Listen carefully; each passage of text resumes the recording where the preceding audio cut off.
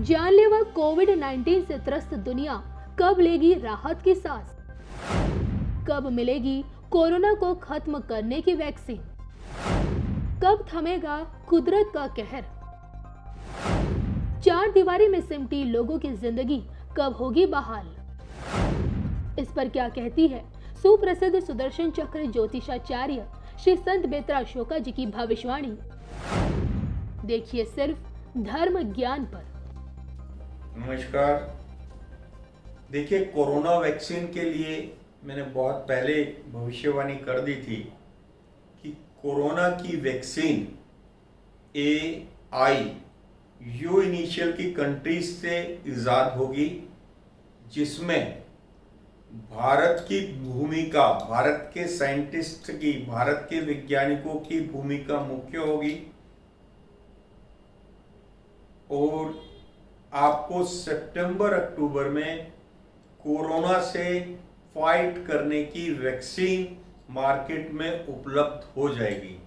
तो मैंने अपनी ये भविष्यवाणी में साफ बोला है कि सितंबर अक्टूबर के बाद भारत की अर्थव्यवस्था भी पटरी पर आना शुरू हो जाएगी। हमने जो भविष्यवाणी फागु से की थी 2024 के इलेक्शन के लिए, लोकसभा इलेक्शन के लिए, उसमें भारत की अर्थव्यवस्था पर जो भविष्यवाणी की गई थी उसमें ये साफ बताया था कि 2021-22 में जो सुधार होंगे 2022-23 में आर्थिक रूप से भारत बहुत तेजी से उन्नति करेगा और 2024 तक आते आते भारत विश्व की 5 महान शक्तियों में भारत का नाम दर्ज होगा। से ऊपर लोग मर चुके हैं।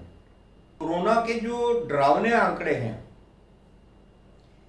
ये 21 जून का जो सूर्य ग्रहण है उसके बाद ये बहुत जल्दी घटना शुरू होंगे और पूरे विश्व में सितंबर अक्टूबर तक कोरोना का जड़ से खात्मा हो जाएगा। इसलिए आप लोग परेशान ना हो। देखिए, कुदरत का कहर, चक्रवाती अम्फान और कोरोना का कहर और पाकिस्तान की तरफ से आए टिड्डियों के दल के कारण फसलों का जो नुकसान है उसके बारे में मैंने बहुत पहले भविष्यवाणी कर दी थी कि कलयुग में यांत्रिकी ज्योतिष गणना को सरल बना देगी। प्रत्येक दूसरा व्यक्ति भविष्यवक्ता होगा।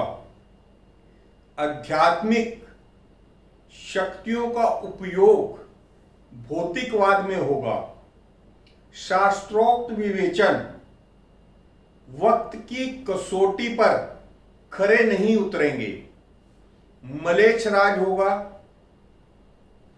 मलेच्छ ग्रह शनि, राहु, केतु क्रमशः बलवान होंगे।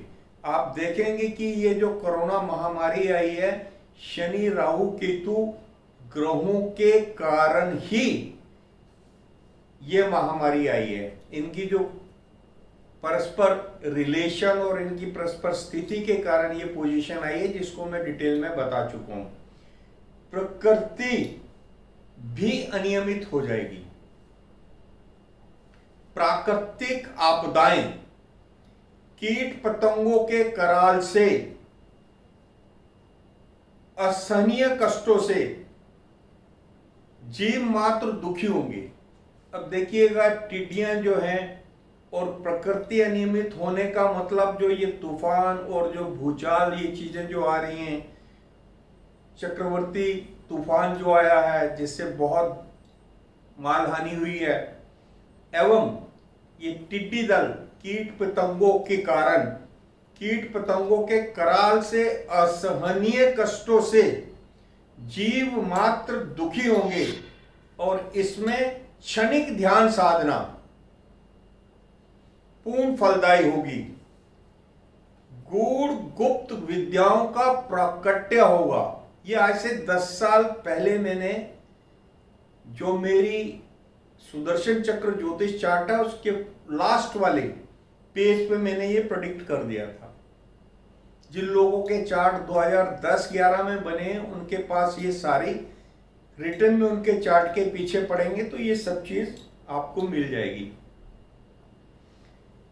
इसमें मैंने एक चीज ये बताई है कि क्षणिक साधना से आपके कष्टों का निवारण होगा और क्षणिक साधनाएं जो है पूर्ण फलदायी होंगी। अब ये कोरोना से जो जनमानस त्रस्त है तो उनको अपनी इम्यूनिटी बढ़ाने के लिए प्रकृति की पावर को प्राप्त करने के लिए उनको साधना मीन्स भगवान का स्मरण करना और स्वस्थ शरीर रखने के लिए योगा करना और मेडिटेशन करना ये बहुत जरूरी है। आप अगर ये तीनों चीजें करते हैं तो आपको ये जो कीट पतंगों से और जो आपका वायरल इन्फेक्शंस हैं इनसे मुक्ति मिलेगी। आपकी विल पावर स्ट्रोंग होगी साधना से और फिजिकल एक्सरसाइज से, योगा से और मेडिटेशन से आपकी जो है इम्यून पावर बढ़ेगी और आप इन बीमारियों से लड़ने में सक्षम होंगे। इसलिए इनको करना आपके हित में है। मेरे प्यारे देशवासियों, कोरोना संकट के इस दौर में मेरी विश्व के अनेक नेताओं से बातचीत हुई है, लेकिन मैं एक सीक्रेट जरूर आज बताना चाहूंगा। विश्व के अनेक नेताओं की जब बातचीत होती है तो मैंने देखा इन दिनों उनकी बहुत ज्यादा दिलचस्पी योग और आयुर्वेद के संबंध में होती है।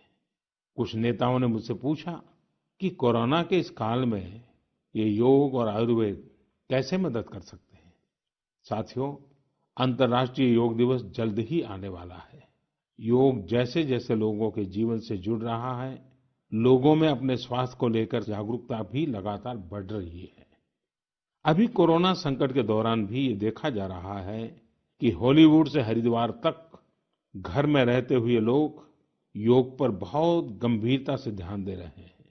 हर जगह लोगों ने योग और उसके साथ साथ आयुर्वेद के बारे में और ज्यादा जानना चाहा है, उसे अपनाना चाहा है।